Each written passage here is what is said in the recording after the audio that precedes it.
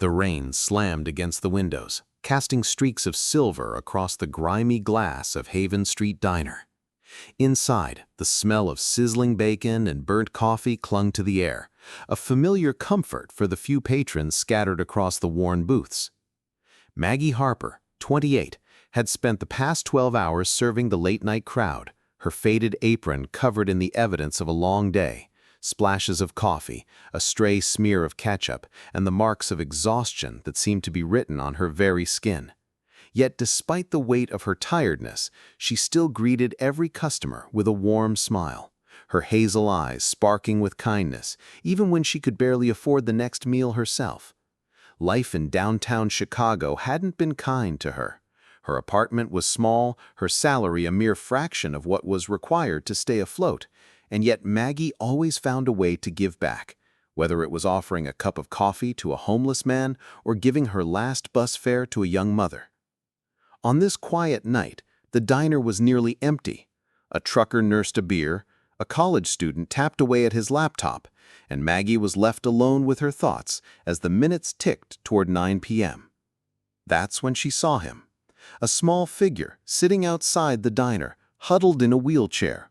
His thin frame was wrapped in a faded red jacket, his dark hair plastered to his forehead from the rain. Maggie's heart tightened. Without a second thought, she grabbed a towel from behind the counter and rushed outside into the cold night. She crouched beside him, her voice soft. "Hey, sweetie, what are you doing out here all alone?" The boy looked up at her, his wide blue eyes filled with uncertainty. "I'm waiting for someone," he mumbled, his voice barely audible over the sound of the rain. Maggie's heart clenched in sympathy. She glanced around, but the street was empty. No parents, no guardians. "Well, you can't stay out here in this mess," she said gently. "Come inside. It's warm, and I'll get you something special." He hesitated, but after a moment nodded, shyly. Maggie carefully wheeled him into the diner and settled him at a booth by the radiator. "I'm Maggie," she said with a smile, draping the towel over his shoulders. "What's your name?" "Tommy," he replied, a small smile tugging at his lips. "Tommy, huh? That's a strong name," Maggie said playfully, her fingers already reaching for the grilled cheese sandwiches she had perfected over the years. "How about some food? You like grilled cheese?" Without waiting for a response, she moved into the kitchen. Minutes later, Maggie returned with a steaming plate of golden grilled cheese and a mug of tomato soup. "This one's on me," she said, placing it in front of him, tucking a napkin into his lap.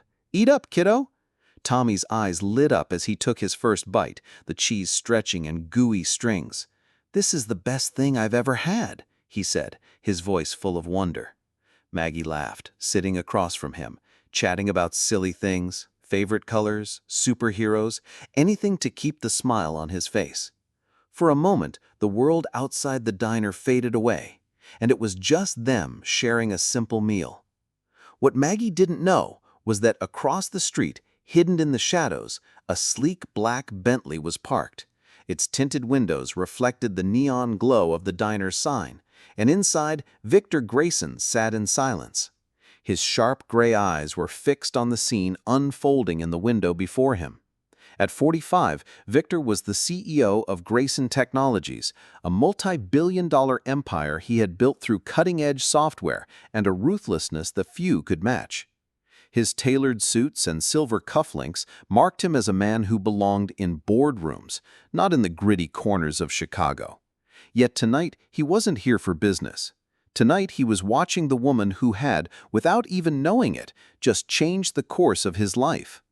Tommy's condition, a rare neuromuscular disorder, had turned Victor into a man obsessed with control.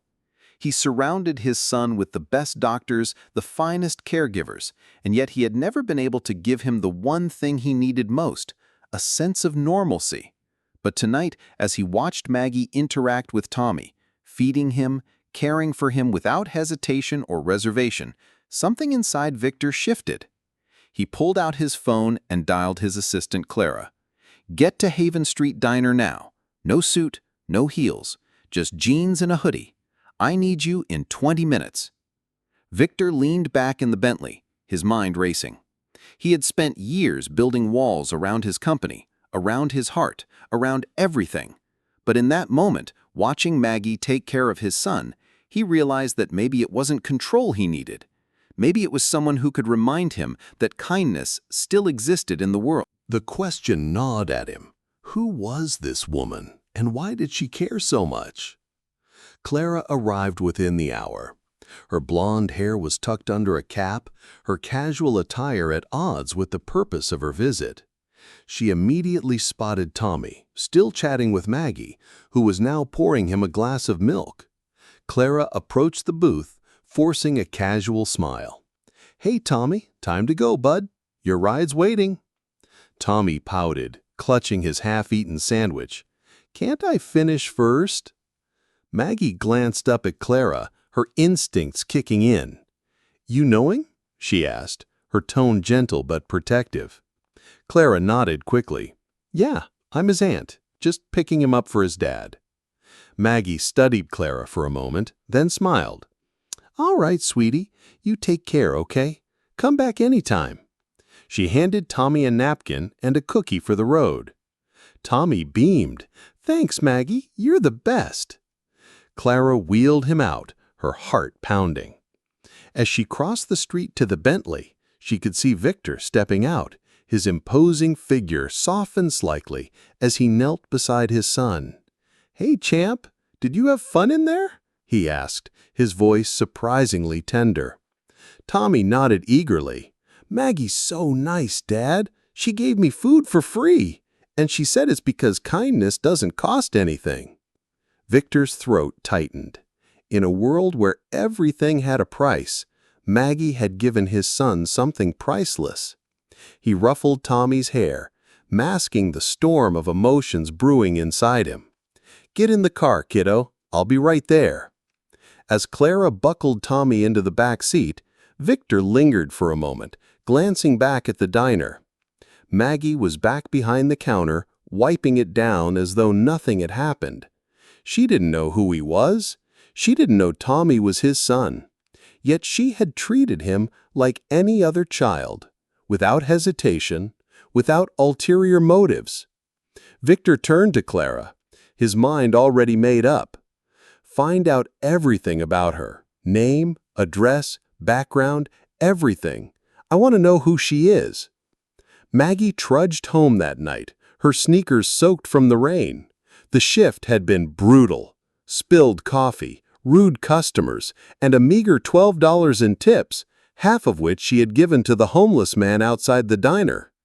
She fumbled with her keys, the weight of the day dragging her down. But just as she was about to collapse on the couch, a knock echoed through her small apartment. She froze. No one ever knocked on her door at this hour. Peering through the peephole, she saw a tall man in a dark coat. His face was shadowed, but something about his presence made her stomach flip. Cautiously, she opened the door a crack. "Margaret Harper." His voice was low, commanding. Yeah. Who are you?" she asked, her curiosity piqued despite her exhaustion. "Victor Grayson," he said, pausing for a beat. "I need to talk to you. May I come in?" Maggie hesitated, but stepped aside, her curiosity outweighing her weariness. Victor stepped into her tiny living room, his presence overwhelming the small space. "You live simply," he said, almost to himself as he took in the sparsely furnished room. "Yeah, well, I get by," Maggie replied, crossing her arms. "What's this about?" Victor turned to her, his gaze piercing. "Yesterday you helped a boy in a wheelchair, fed him, kept him warm. That boy was my son, Tommy. I was parking the car when you took him in." Maggie's eyes widened. "Tommy's your kid? I didn't know." "He's fine," Victor said, his tone softening. "Better than fine, thanks to you. I've been thinking about what you did all night." Maggie shrugged, flustered. "It was nothing, just a sandwich." "It wasn't nothing to me," Victor countered. He reached into his coat and pulled out an envelope, sliding it across the table. "I want you to work for me. Grayson Technologies. A real job. 6 figures, benefits, the works. Maggie stared at the envelope, then at him. "You're kidding, right? I'm a waitress. I don't know anything about tech or whatever it is you do." "I don't need you to know tech," Victor said firmly. "I need someone with a heart like yours, someone who does the right thing when no one's looking. That's rarer than you think." Maggie shook her head, backing away. "This is crazy. Why me?" "Because you saw my son," Victor said, his voice cracking slightly. "Not my money, not my name. Do you know how few people do that? I've got a company full of sharks, Maggie. I need someone I can trust." Maggie's hands trembled as she opened the envelope. Inside was a contract, her name typed in bold. She looked up at him, her eyes brimming with tears. "I don't know what to say." "Say yes," Victor replied softly. "But there's one condition. Never stop being kind, no matter what."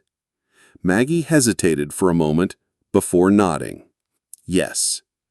Her journey had only just begun, but Maggie's life was about to change in ways she never expected.